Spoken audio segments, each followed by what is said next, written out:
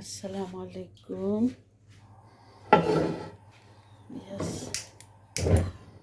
সকলকে আমার শুভাকাঙ্ক্ষী যারা আছে সকলকে জানাই শীতের অভিনন্দন। কারণ এত শীত পড়ছে কুয়েতে, মানুষ অনেক বছর পরে শীতে বেঁকা হয়ে গেছে কুয়েতে। ভালো ঠান্ডা পড়ছে কুয়েতে, তো ঠান্ডার সাথে সাথে টমেটো খাওয়া নিষেধ। তারপরেও জিহ্বায় মানায় না কাঁচা টমেটো দেখলে। তার কারণ কাঁচা টমেটোটা মানে একটু ভাজি খাইতেই হবে চিংড়ি মাছ দিয়া। তো অনেকটুকুই কাটিয়ে নিছি, ভাইও তো আসবে, ভাইকেও তো দিয়ে দিতে হবে। আর আজকে বৃহস্পতিবার, মামাতো ভাই আসতে পারে, 12 মেহমান আসার সম্ভাবনা আছে। তবে বিসিডি ফালিয়া দিয়েই কাটছি ভাই, বিসিডি ফালিয়া দিয়ে কাটছি যাতে বিসিডি নেই ক্ষতি করে। তো বিসমিল্লাহ রহমান রহিম করে তেল দিয়ে দিব।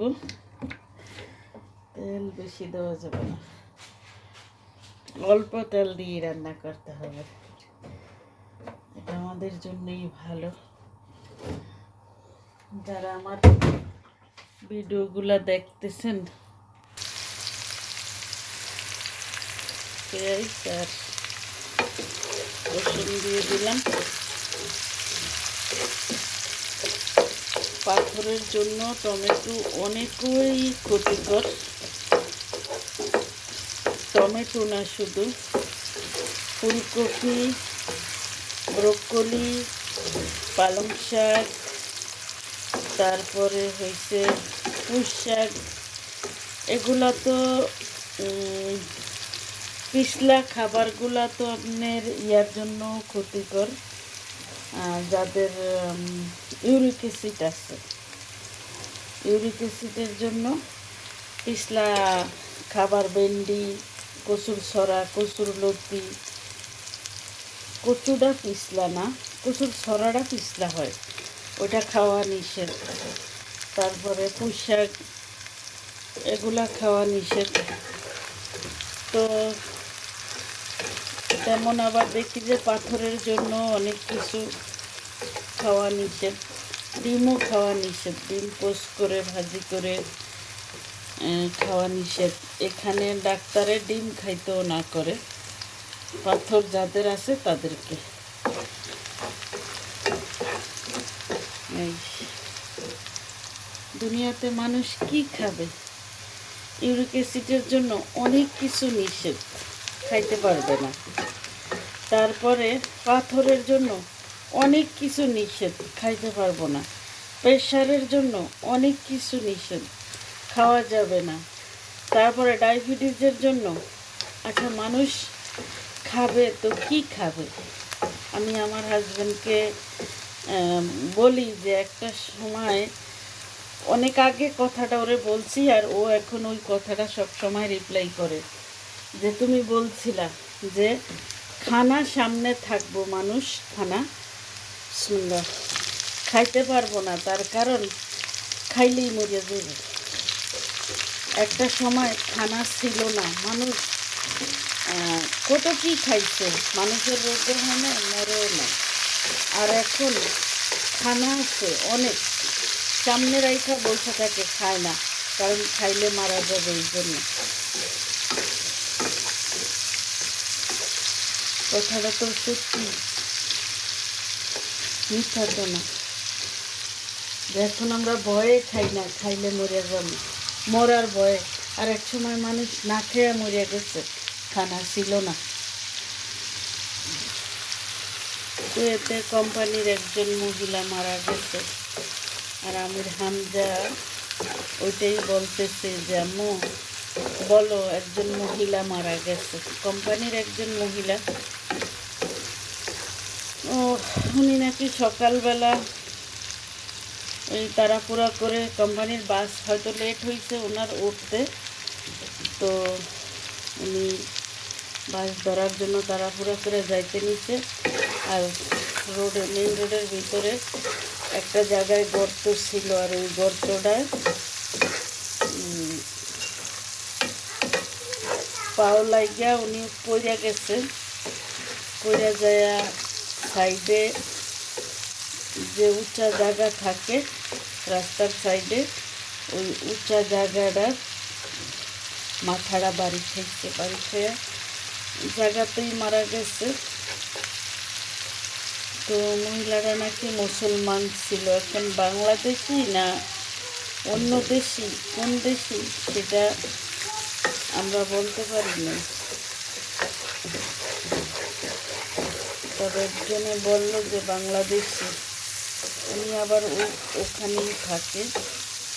তো বলে যে বোরকা পরা ততক্ষণে বাংলাদেশি মহিলারাই বোরকা পরে চলাফেরা করে, মানে ডিউটির টাইমটাতে কোম্পানির, কিন্তু ডিউটির টাইমটাতে তারা ডিউটির সময়ও তারা বোরকা পরেই যায়। এখন আল্লাহ রব্বুল আলামিন জানে, আমরা তো এখানে তো আর অত করা যায় না। পুলিশ আসছে, যদি অন্য দেশি মুসলমান না হইতো তাহলে ছেলে পুলিশেই উঠে এলাইতো, কিন্তু মুসলমান দিকা পুলিশ আসার পরে আবার মেয়ে পুলিশের জন্য রায় করছে। মহিলা পুলিশ আসার পরে এলা উঠে হসপিটালে নিচ্ছে। আল্লাহ যার মৃত্যু যেভাবে রাখছে সে তো সেইভাবেই মারা যাবে। তাই আমরা সবসময় চলতে ফিরতে পড়তে হবে। কুল্লে নাফসিন যায়কাতুল মউত।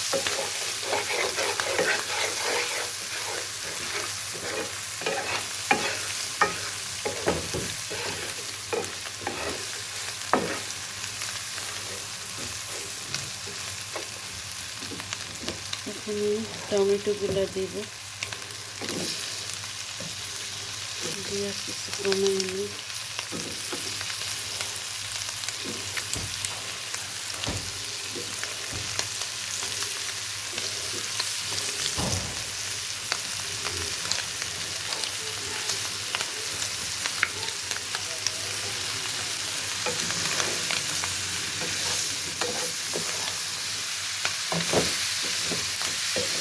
আমার এই টমেটো শীত আসলে টমেটো আসলে একটু চিংড়ি মাছ দিয়ে এভাবে ভাজি। এটা টমেটোটা আমার খুব প্রিয় ছিল, তবে এখন আর আমি খাই না। তার কারণ পাথরের ওষুধ যত খাই শেষ হয় না। কিছুদিন ভালো থাকি আবার আসে। তো এই জন্য ভয়ে আমি টমেটো খানা ছাড়িয়ে দিচ্ছি।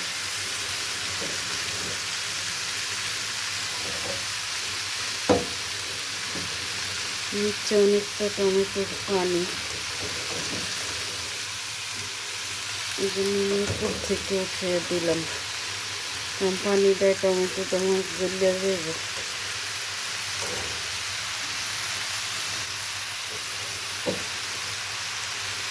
নিচে পানিটা দিলাম না।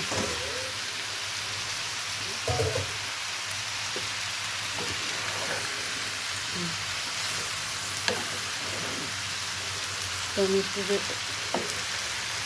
এভাবে আপনারা ভাজি করে খান। আমার দেওয়া আছে, আগে পরে অনেক ভিডিও দেওয়া আছে টমেটো ভাজির।